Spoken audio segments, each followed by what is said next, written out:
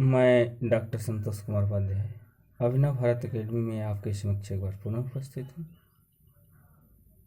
अंतर्राष्ट्रीय राजनीति के प्रश्न को आगे बढ़ाते हुए निशस्त्रीकरण में के प्रयास में परमाणु अप्रसार संधि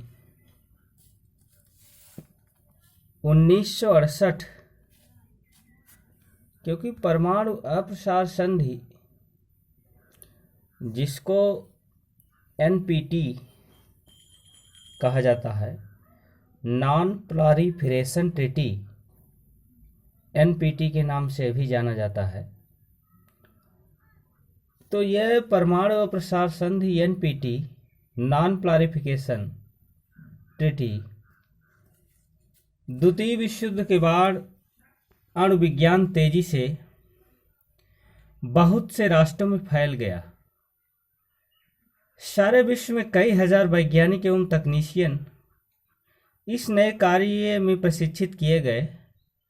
अणु क्षेत्र में इस तकनीकी विकास की प्रक्रिया में परमाणु शक्ति के शांतिपूर्ण उपयोग की दृष्टि से बहुत प्रगति हुई। दुर्भाग्यवश अणु शस्त्र बनाने का कार्यक्रम अणु के शांतिपूर्ण कार्यक्रम की तुलना में अंत तक गुप्त रहता है। इस प्रकार अणुशक्ति में समस्त विश्व की बढ़ती हुई रुचि के कारण आणविक शस्त्रों के जमा होने का खतरा निरंतर बढ़ता जा रहा है। यह चिंता 1959 के बाद से संयुक्त राष्ट्र महासभा में स्वीकृत हुए बहुत से प्रस्तावों से सुस्पष्ट है, जिसमें अणु शस्त्रों के और अधिक विस्तार को रोकने के लिए समझौते के प्रयास के लिए कहा गया। 1967 में प्रकाशित विशेषज्ञों के प्रतिवेदन में कहा गया है कि अणु शस्त्र बनाने वाले वर्तमान 5 महाशक्तियों के अतिरिक्त विश्व में 7 अन्य राष्ट्र भी ऐसे हैं जो रचनात्मक कार्यों में प्रयुक्त अपने साधनों के अतिरिक्त आणविक शस्त्रीकरण को भी विकसित कर सकते हैं। विशेषज्ञों ने विश्वास प्रकट किया कि जहां तक अंतर्राष्ट्रीय सुरक्षा का प्रश्न है, अणु शस्त्र बनाने वाले राष्ट्रों की संख्या में वृद्धि होने पर वर्तमान आणविक शस्त्रागारों का विरोध होने से समस्त विश्व में अधिक तनाव एवं असुरक्षा के वातावरण में वृद्धि होगी। विशेषज्ञों की यह मान्यता थी कि सुरक्षा की समस्या के निदान आणविक शस्त्र रखने वाले देशों की संख्या बढ़ाने से नहीं हो सकता और न ही आणविक शस्त्र रखने वाले वर्तमान राष्ट्रों की शक्ति से इसे पाया जा सकता है। सोवियत संघ और अमेरिका द्वारा अगस्त 1967 में अलग अलग परंतु एक जैसी संधियों के प्रारूप प्रस्तुत किए गए, जिसमें अणु अस्त्रों के और अधिक संग्रहित न करने के लिए जोर दिया गया। 12 जून 1968 को संयुक्त राष्ट्र महासभा ने भारी बहुमत से उक्त प्रस्ताव को स्वीकृति प्रदान कर दी। 1 जुलाई 1968 को उक्त संधि हस्ताक्षर के लिए प्रस्तुत की गई एवं उसी दिन अमेरिका, ब्रिटेन, सोवियत संघ तथा 50 से अधिक राष्ट्रों ने उस पर हस्ताक्षर कर दिए एवं वह संधि 5 मार्च 1970 को प्रभावशील हो गई। उक्त संधि के अंतर्गत यह व्यवस्था है कि कोई भी अणु शक्ति वाले राष्ट्र अकेले या मिलकर अपने शस्त्र किसी भी अन्य राष्ट्रों को नहीं देंगे। अणु शक्ति वाले देशों को आयुध वाले राष्ट्रों से किसी भी प्रकार के आणविक अस्त्र प्राप्त करने का कोई प्रयास नहीं करना चाहिए। आंतरिक आणविक शक्ति संस्था के साथ वार्तालाप के उपरांत किए जाने वाले समझौते के अंतर्गत गैर अणुशस्त्र वाले देशों द्वारा संरक्षण मानकर चलने की व्यवस्था है, जिससे संधि के अंतर्गत उत्तरदायित्व को पूरा करने की व्यवस्था का मूल्यांकन हो सके। संधि में यह भी व्यवस्था है कि गैर अणुशक्ति वाले देशों की बिना किसी भेदभाव की कम कीमत पर आणविक विस्फोटों के शांतिपूर्ण उपयोग के द्वारा प्राप्त बड़े लाभ मिल सकेंगे। संधि पर हस्ताक्षर करने वाला प्रत्येक राष्ट्र आणविक शस्त्रों की होड़ को समाप्त करने एवं आणविक निशस्त्रीकरण को प्रभावशाली बनाने के लिए अपने उत्तरदायित्व का पालन करने के लिए बाध्य है। यदि उक्त संधि के कारण किसी राष्ट्र के सर्वोच्च हितों का हनन होता है एवं उसके कारण कोई असाधारण घटनाएं हो रही हैं, तो वे संधि से अलग हो सकने के लिए स्वतंत्र हैं। संधि में यह व्यवस्था है कि संधि के लागू होने के 25 वर्ष के उपरांत एक सम्मेलन बुलाकर उक्त संधि के अनिश्चित काल तक जारी रखने अथवा किसी अतिरिक्त निश्चित अवधि के लिए उसे बढ़ाने पर निर्णय लिया जाएगा।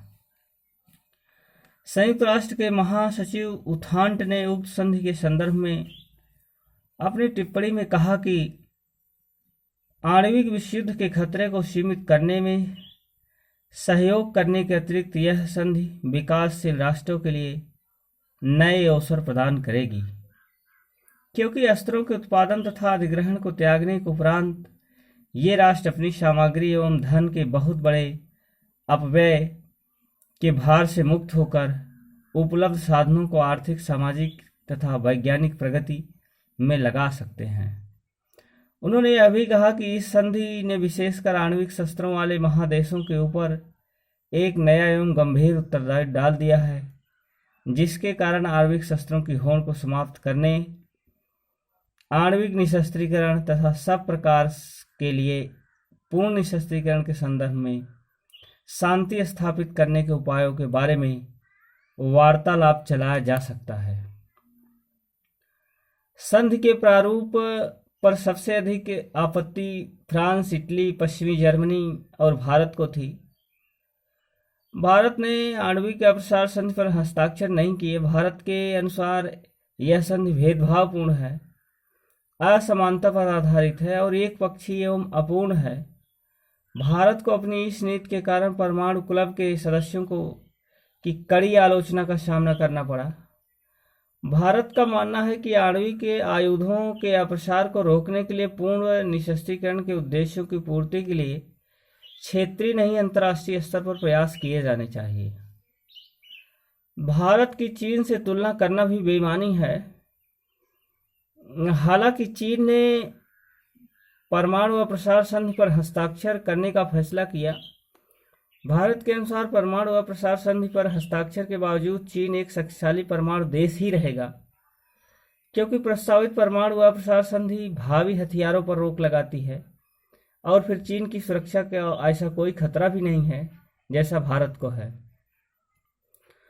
मध्य एशियाई गणतंत्रों में व्याप्त राजनीतिक अनिश्चितता एवं स्वयं अमेरिका द्वारा पाकिस्तान के पास आणविक आयुध होने की पुष्टि किए जाने से परमाणु अप्रसार संधि के समापन पर भारत के पास और भी चौकसी के अलावा अन्य कोई चारा नहीं रह गया। भारत पर अमेरिकी दबाव बढ़ता जा रहा था। दक्षिण एशिया के परमाणु हथियार मुक्त क्षेत्र बनाने के पाकिस्तानी प्रस्ताव पर सम्मेलन बुलाने के लिए भारत को सहमत करने की कोशिश की जाने लगी। अमेरिका को इस बात के में भी ऐतराज है कि भारत प्रक्षेपास्त्र प्रणाली का विकास कर रहा है। डुंकल प्रस्ताव तथा स्पेशल 301 का दायरा बढ़ाकर भारत पर आर्थिक दबाव भी डाला जाने लगा। क्या भारत बदले विश्व परिदृश्य में अमेरिकी दबाव का प्रतिरोध कर सकेगा? वास्तव में परमाणु अप्रसार के नाम पर यह परमाणु सामंतवाद की पराकाष्ठा है, जिसे कोई भी देश मजबूरी में ही सहन कर सकेगा। ऐसा भी कहा जाता है कि यह संधि छोटे राष्ट्रों के हितों को सुरक्षित रखने और समयानुकूल परिवर्तन करने में सक्षम नहीं है। इस संधि के द्वारा एक ओर तो यह प्रतिबंध लगाया गया है कि जो राष्ट्र अभी तक परमाणु बम नहीं बना सके हैं वे भविष्य में भी नहीं बनाएंगे, तथा दूसरी ओर संयुक्त राष्ट्र के माध्यम से अणुविहीन राष्ट्रों को अणुशक्ति संपन्न राष्ट्र द्वारा आणविक हमले के समय जो गारंटी दी गई वह अपर्याप्त है। इसके अलावा परमाणु संधि करने वाले राष्ट्रों के पास ऐसा कोई मापदंड नहीं है जिससे सैनिक कार्यों व असैनिक कार्यों में स्पष्ट रूप से विभाजन किया जा सके, ताकि वह शंका न रह सके। असैनिक कार्यों में किए गए अनुप्रयोग सैनिक कार्यों में प्रयुक्त हो सकेंगे। बड़े राष्ट्रों ने यह व्यवस्था नहीं की कि वे स्वयं भी अब अणु शक्ति का उत्पादन और प्रसार नहीं करेंगे। इस संधि का अर्थ यह लगाया जाता है कि अणु प्रतियोगिता में रूस और अमेरिका अन्य किसी राष्ट्र को आगे नहीं जाने देना चाहते हैं। तो इस वीडियो के साथ आज यहीं तक, और इस वीडियो में आपके समक्ष परमाणु अप्रसार संधि नॉन प्रोलिफरेशन ट्रीटी NPT को स्पष्ट करने का प्रयास किया गया। धन्यवाद।